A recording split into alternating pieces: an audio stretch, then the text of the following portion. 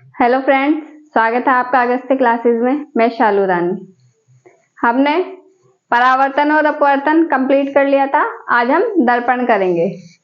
दर्पण, मिरर, इसको इंग्लिश में मिरर बोलेंगे। अभी दर्पण क्या होता है और सिंपल कांच होते हैं, उनमें क्या फर्क रहता है। जैसे जो दर्पण होता है, कोई भी दर्पण है, जैसे हमारे पास ये दर्पण है, तो इसका एक तरफ तो फ्री रहता है और दूसरा तरफ जो है इस पे इधर पॉलिश रहती है। तो इस तरह के जो कांच होते हैं जिसके एक तरफ पॉलिश हो ही रहती है, उनको हम दर्पण कहते हैं।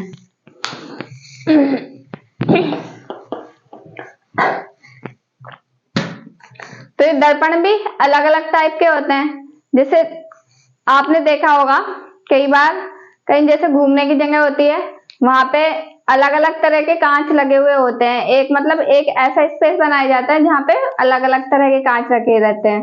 उसमें हमारी जो शेप होती है वो चेंज होती है। किसी में हम मोटे दिखाई देते हैं, किसी में हम पतले दिखाई देते हैं। तो वो इन दर्पण की शेप चेंज होने के कारण ही दिखाई देते हैं। तो ये किस किस तरह के होते हैं, एक दो हम यहाँ देखेंगे। 3 टाइप के होते हैं दर्पण। 3 टाइप। एक समतल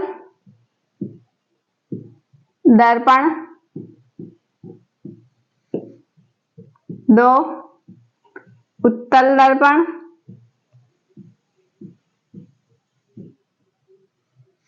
और 3rd अवतल दर्पण।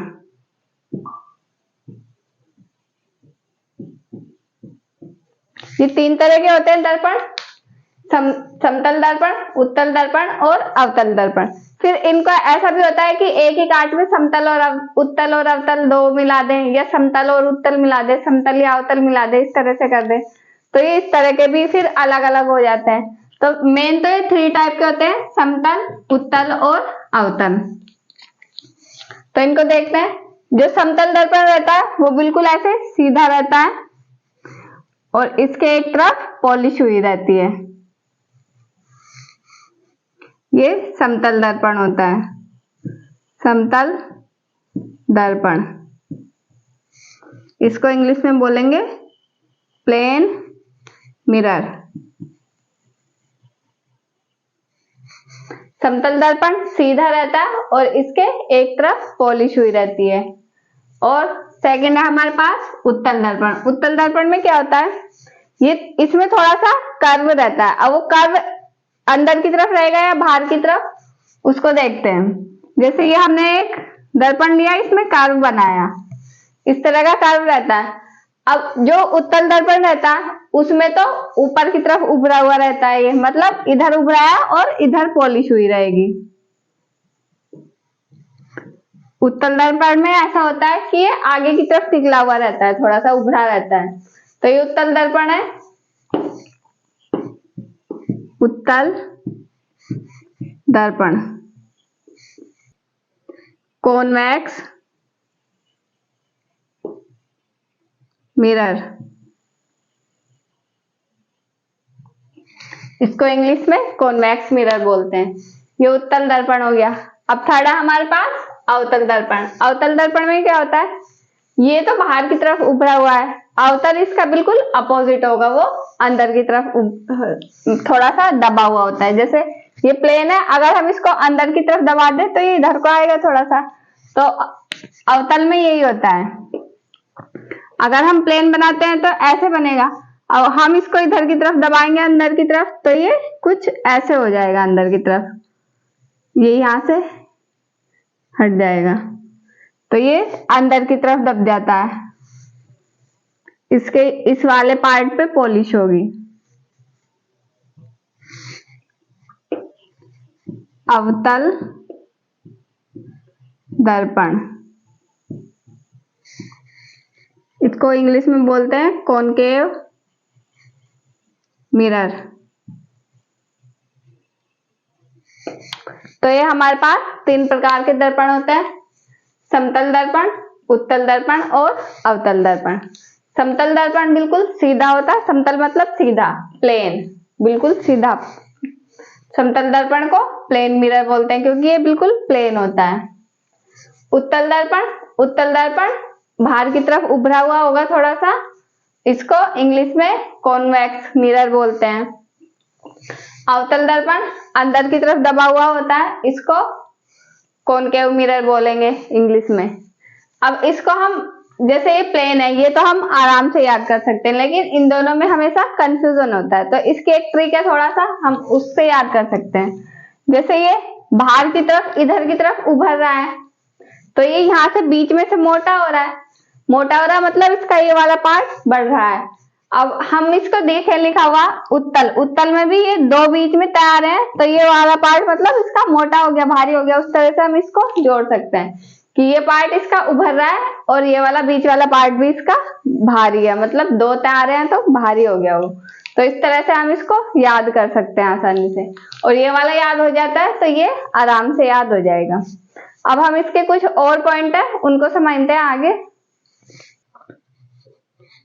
अब इसमें ये कुछ और पॉइंट है, इनको देख लेते हैं। इसमें क्या होता है, जैसे ये हमारे पास उत्तल दर्पण है और अवतल दर्पण है, इन सब में हमें ये पॉइंट आगे बहुत काम आएंगे। इनकी जब इमेज बनती है उसमें जो हमें वर्डिंग यूज करनी पड़ती है, ये वही वर्डिंग है जो हम इनकी इमेज में यूज करेंगे। तो इनको समझ लेते हैं, फिर उसके बाद हम इनकी इमेज कैसे बनती है, कहाँ पे अगर कोई भी वस्तु रखी है तो इसकी इमेज कहाँ बनेगी, कितनी बड़ी बनेगी, वो सब बाद में करेंगे हम। तो पहले इनको देखते हैं कि ये पॉइंट किस तरह से यूज होते हैं और कहाँ पे ये काम आते हैं। तो सबसे पहला है ये परावर्तक पृष्ठ। परावर्तक पृष्ठ क्या होता है, जैसे ये दर्पण है मिरर, इसमें एक तरफ तो पॉलिश हो रही है और ये जो दूसरा पार्ट होता है इसका, इसको हम परावर्तक पृष्ठ बोलते हैं। इसके भी एक तरफ पॉलिश हो रही है ये, और जो ये दूसरा पार्ट है इसका ये परावर्तक पृष्ठ है और इसका इधर वाला परावर्तक पृष्ठ है। तो इसको हम परावर्तक पृष्ठ बोलते हैं और इसको द्वारक भी बोलते हैं। द्वारक, तो ये क्या है हमारे पास, द्वारक।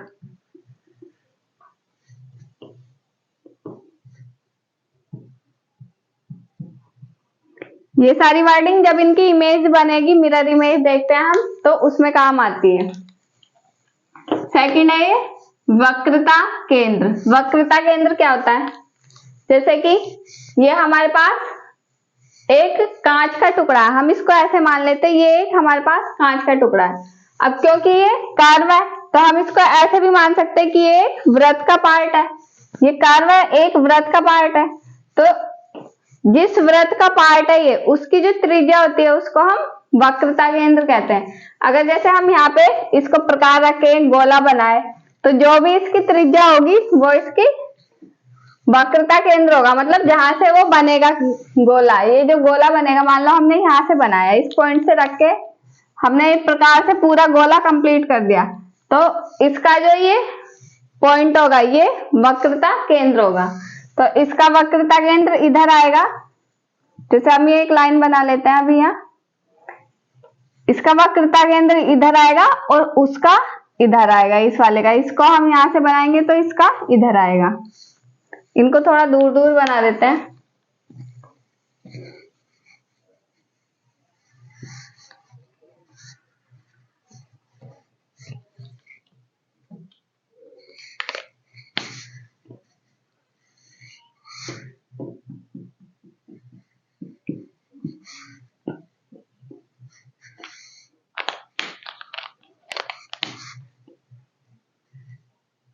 ये द्वारक है हमारे पास, जिधर पॉलिश नहीं हो रही वो वाला पार्ट द्वारक होता है।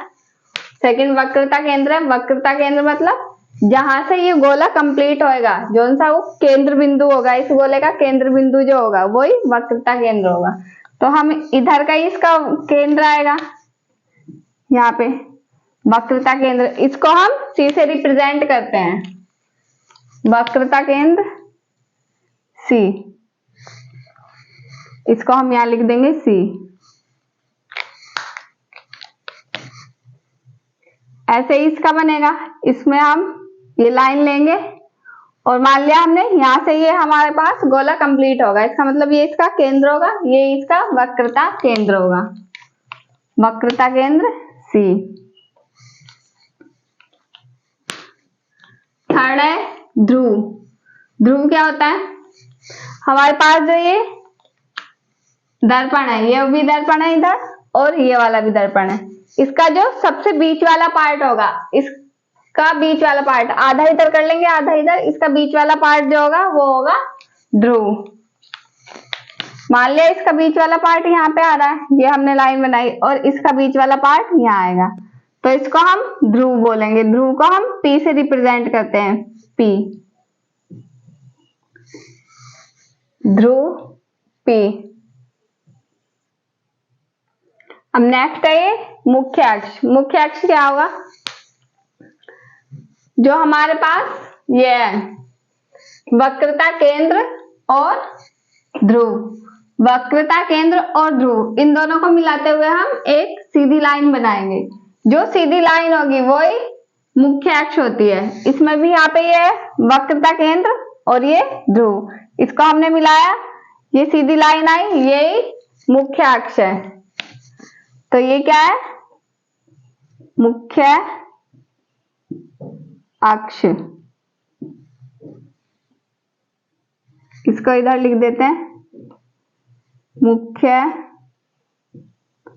अक्ष।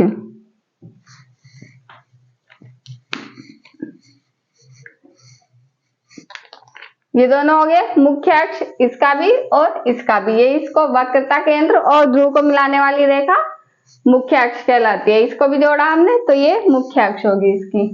नेक्स्ट है फोकस बिंदु। फोकस बिंदु क्या होता है? जैसे हम इस पे कोई भी प्रकाश किरण डालते हैं, प्रकाश किरण सीधी रेखा में चलती है, हमने इधर से प्रकाश किरण डाली इसकी, तो फिर वो इससे टकराने के बाद कहीं ना कहीं जाएगी और एक ही पॉइंट पे वो इकट्ठी होएगी या फिर फैल जाएगी। इन दोनों में से ये दोनों है, इन पे हम प्रकाश किरण डालते हैं तो या तो वो किरण इकट्ठी हो जाएंगी एक पॉइंट पे या फैल जाएंगी। तो इसमें क्या होता है? जैसे ये है उत्तल दर्पण। उत्तल दर्पण पे अगर हम कोई प्रकाश किरण डाल रहे हैं, इधर से ये डाली और इधर से ये डाली, तो ये इस पे टकराएगी। यहाँ पे इस पे टकराने के बाद क्या होगा? ये फैल जाएगी बाहर की तरफ, यूं फैल जाएगी, ये भी इधर फैल जाएगी। लेकिन अगर हम इनको पीछे की तरफ मिलाएं तो क्या होगा? ये एक पॉइंट पे मिलेगी कहीं ना कहीं जाके, इस तरह से। इसको हम पीछे की तरफ जबरदस्ती मिला देंगे, तो ये पीछे जहां पे भी जिस पॉइंट पे ये मिल रही है वहां पे फोकस बिंदु होता है। फोकस बिंदु को हम F से रिप्रेजेंट करते हैं, F। ये हमने यहाँ पे मिला दी। इस तरह से इसमें होगा, प्रकाश किरण जाएगी इस पे, इधर से भी प्रकाश किरण गई, तो जब भी प्रकाश किरण गई इससे टकराने के बाद इसमें तो ये बाहर की तरफ फैल गई थी, लेकिन इसमें ये एक जगह इकट्ठी हो जाएंगी। जैसे यहाँ पे ये इकट्ठी हो गई तो ये इसका फोकस बिंदु होगा F। तो उत्तल दर्पण में तो प्रकाश किरण फैल जाती है और अवतल दर्पण में एक जगह इकट्ठी हो जाती है। अब अवतल में तो अपने आप ही एक जगह इकट्ठी हो रही है, तो इसका जो प्रतिबिंब बनता है वो वास्तविक बनता है, और इसमें हम जबरदस्ती मिला रहे हैं क्योंकि यहाँ तो ये फैल रही है, लेकिन हमने पीछे की तरफ जबरदस्ती मिला दिया, तो ये आभासी प्रतिबिंब बनता है। उत्तल में आभासी प्रतिबिंब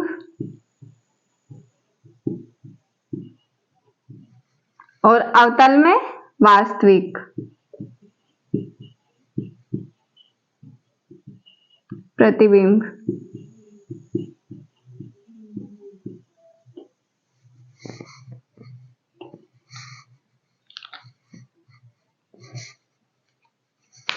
अब ये हो गया फोकस बिंदु। फोकस दूरी। फोकस दूरी क्या होती है? जो ध्रुव है, ध्रुव से और जहां पे फोकस हो रहा है वहां तक की दूरी, ध्रुव से फोकस बिंदु तक की दूरी फोकस दूरी कहलाती है। ये ध्रुव है, यहाँ फोकस बिंदु यहाँ पे है इसका, ये फोकस दूरी हुई यहाँ से यहाँ तक की। अब यहाँ पे इसमें ये ध्रुव है और ये यहाँ फोकस हो रहा है, फोकस बिंदु ये इसका, तो ध्रुव से फोकस बिंदु तक की दूरी फोकस दूरी कहलाएगी। तो इसमें हम यहां लिख लेते हैं, ध्रुव से फोकस बिंदु तक की दूरी, ध्रुव से फोकस बिंदु तक की दूरी फोकस दूरी कहलाती है। अब ये नेक्स्ट वक्रता त्रिज्या। वक्रता त्रिज्या क्या होगी? ये इसका केंद्र बिंदु है, इस वाले दर्पण का केंद्र बिंदु ये है और इस वाले दर्पण का केंद्र बिंदु ये है। तो केंद्र से ध्रुव तक की दूरी, इसकी त्रिज्या हो जाएगी हमारे पास, क्योंकि केंद्र से जो हमारे पास परिधि रहती है उस तक की दूरी त्रिज्या होती है। तो ये केंद्र से ध्रुव तक की दूरी वक्रता त्रिज्या कहलाएगी। केंद्र से ध्रुव तक की दूरी, यहां लिख लेंगे हम,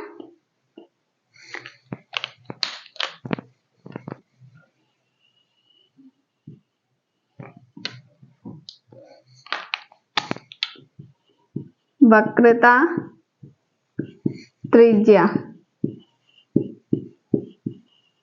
R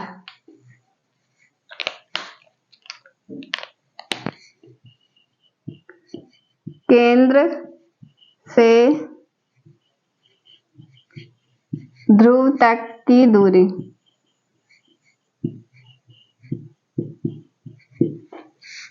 केंद्र से ध्रुव तक की दूरी वक्रता त्रिज्या कहलाती है। परावर्तक पृष्ठ द्वारक वक्रता केंद्र C, ये हो गया ध्रुव P,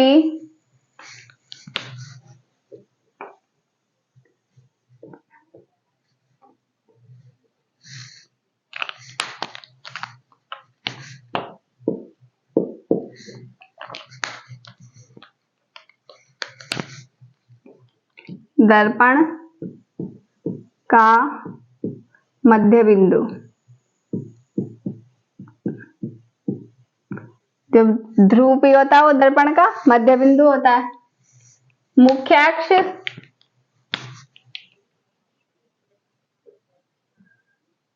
केंद्र व ध्रुव को मिलाने वाली सीधी रेखा।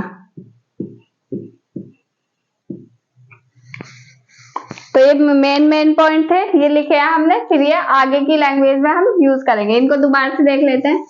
परावर्तक पृष्ठ क्या होता है? किसी भी दर्पण का वो वाला पार्ट जिधर पॉलिश हुई होती है वो परावर्तक पृष्ठ होता है। इसका इधर है ये वाला और इस वाले का इधर है, इसको हम द्वारक भी बोलते हैं। वक्रता केंद्र क्या होगा?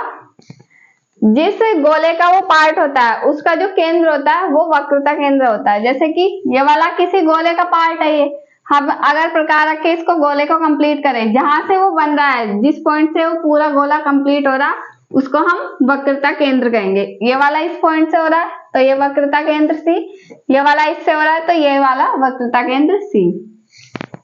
ध्रुव P दर्पण का मध्य बिंदु होता है। ये दर्पण है हमारे पास, इसका जो बीच वाला बिंदु होगा वो ध्रुव होगा P। इस वाले दर्पण का बीच वाला बिंदु ध्रुव P। मुख्य अक्ष केंद्र व ध्रुव को मिलाने वाली सीधी रेखा। अगर हम केंद्र और ध्रुव को मिलाते हुए एक सीधी रेखा बनाते हैं उसको हम मुख्य अक्ष बोलते हैं। ये मुख्य अक्ष है, ये वाली रेखा और ये वाली रेखा। फोकस बिंदु, जहां पर प्रकाश किरण एक जगह फोकस करती है वो फोकस बिंदु होता है। अब अवतल दर्पण में तो ये अपने आप फोकस हो जाती है एक पॉइंट पे, लेकिन उत्तल दर्पण में ये फैलती है, हम इनको पीछे की तरफ जबरदस्ती फोकस करते हैं तो ये आभासी प्रतिबिंब बनता है इसमें, और इसमें वास्तविक बनता है क्योंकि अपने आप एक जगह फोकस हो जाते हैं एक पॉइंट पे। तो ये फोकस बिंदु हो गया। उत्तल में आभासी प्रतिबिंब बनता, अवतल में वास्तविक। फोकस दूरी, ध्रुव से फोकस बिंदु तक की दूरी फोकस दूरी कहलाती है। जहां पे वो फोकस हो रहा है, प्रकाश किरण जहां पे एक जगह मिल रही है जाके, उसको फोकस बिंदु बोलते हैं। अब जहां वो फोकस हो रहा है वहां से ध्रुव तक की दूरी हमारे पास फोकस दूरी आ जाती है। नेक्स्ट है वक्रता त्रिज्या। वक्रता त्रिज्या क्या होगा? हमारे पास केंद्र है, केंद्र से परिधि तक की दूरी त्रिज्या होती है, तो इसमें भी ऐसा ही होएगा। ये केंद्र है हमारे पास, केंद्र से ये परिधि का पार्ट है एक, तो परिधि तक की दूरी वक्रता त्रिज्या वो हो जाएगी CP, ये वक्रता त्रिज्या, ये वाली CP वक्रता त्रिज्या, वक्रता त्रिज्या CP है। तो आज की क्लास में इतना ही है। ये जो पॉइंट है इनको समझ लेना अच्छे से, क्लास को 2-3 बार देखोगे तो ये समझ में आ जाएंगे कि कौन सी दूरी कहाँ से नापी जा रही है और कौन से पॉइंट को हम क्या बोलते हैं। फिर आगे की क्लास में हम पढ़ेंगे कि इनसे कैसे मिरर इमेज बनती है, कितनी बड़ी बनेगी या छोटी बनेगी, कितनी दूरी पे बनेगी, उसको हम नेक्स्ट क्लास में पढ़ेंगे। तो आज की क्लास में इतना ही है। क्लास अच्छी लगी हो तो शेयर करें, लाइक करें, कमेंट करें और चैनल को सब्सक्राइब करें। Thank you.